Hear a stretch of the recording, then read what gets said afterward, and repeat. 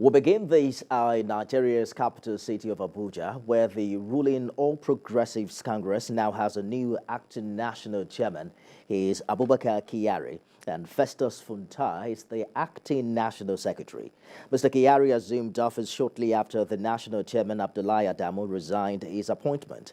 This development also comes with the resignation of the party's national secretary, Iyiola Omisore. This announcement was made at the National Working Committee meeting. The meeting was attended by several members of the committee. The NWC wishes to inform you the resignation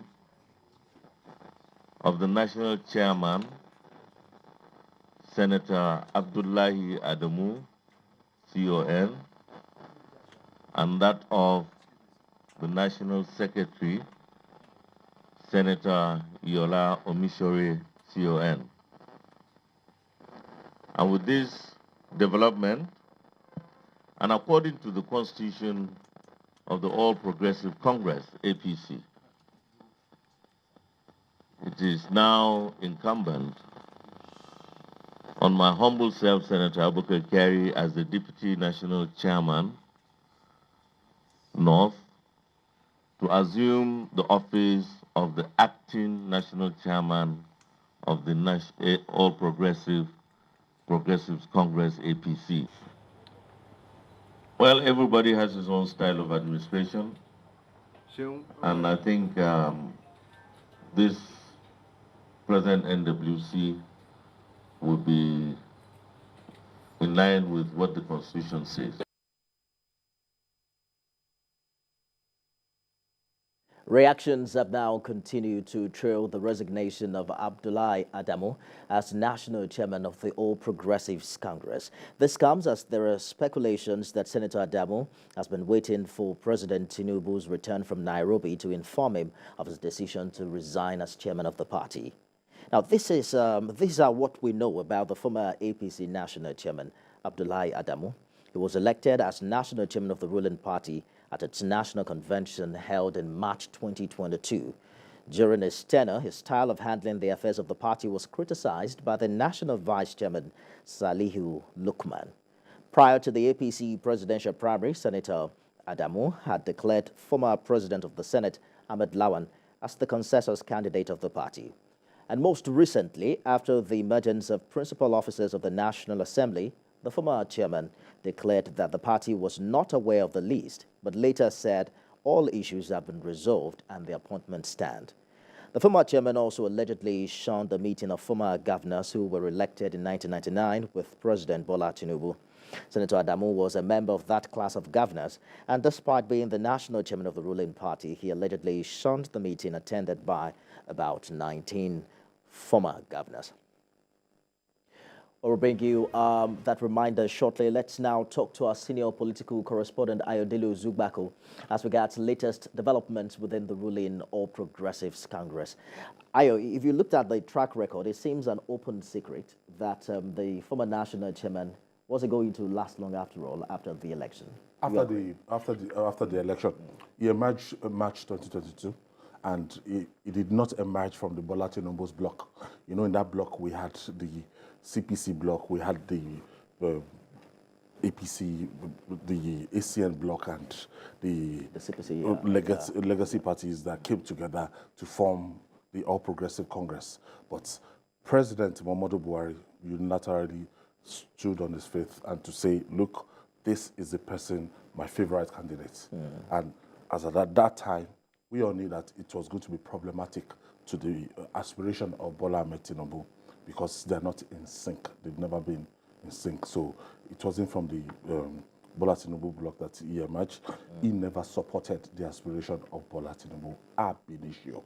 If you remember when the primaries came, that's June in 2022, as at that time, 2 days to the primaries, Abdullahi went to the National Working Committee and declared that it was the Senate president, that's Ahmed Lawan, that was the president's choice as at that time. And he declared, and as at that time, he told that caused a kind of rancor within the National NWC of the All Progressive Congress. Before the presidency actually now sent out a press release that, look, no, some people said he was thrown under the bus. Some people said the rest they say is history. So he supported Ahmed Lawal. And a lot of people felt that after his support for Ahmed Lawal, that Bola Tinubu emerged as the candidate, that politicking should have a kind of boundary. But it seems his loyalty changed. He seemed to have supported the president when he emerged as candidate. That's what we are hearing now is that support wasn't 100%.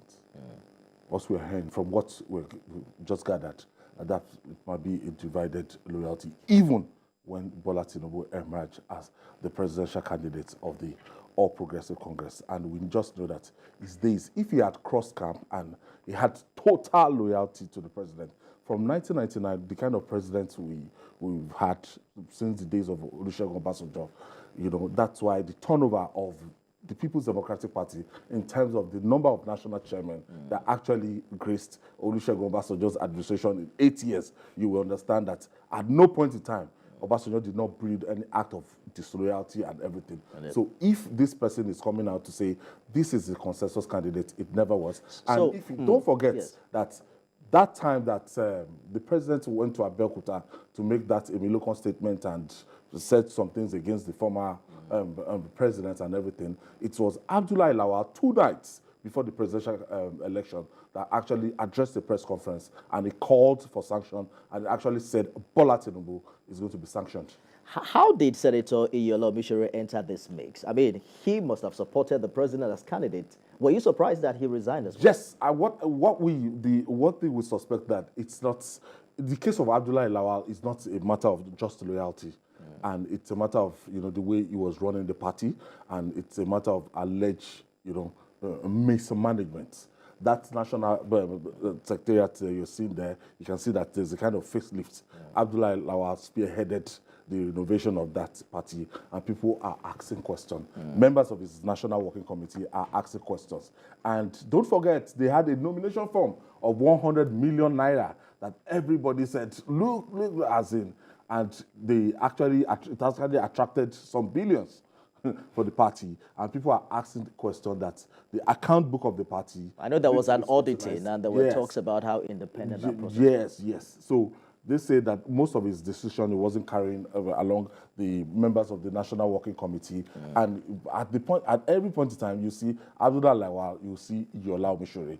So I know the one of Iyiola Omisore is not a case of loyalty to President Bola Ahmed Tinubu. It might be a case of accountability, that they were in the same boat together. They ran the show together, and the secretary is somebody that is very, very powerful within the ranks of the National Working Committee. When Newsman spoke with Senator Abdullahi, he said that he wasn't going to say anything until he meets with Mr. President when he returns from Nairobi.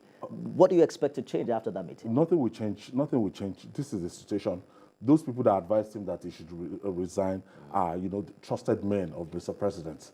And looking at the national chairman, even last week, he spoke his comments regarding the governor of Ondo State. A lot of people saw that, look, it was kind of disrespect to Mr. President. If you look at the figure of Ondo State, Oluwarotimi Odunayo Akeredolu, if you see what he turned out in the presidential election in the Southwest, Ondo State had the highest number of votes, and he did creditably well.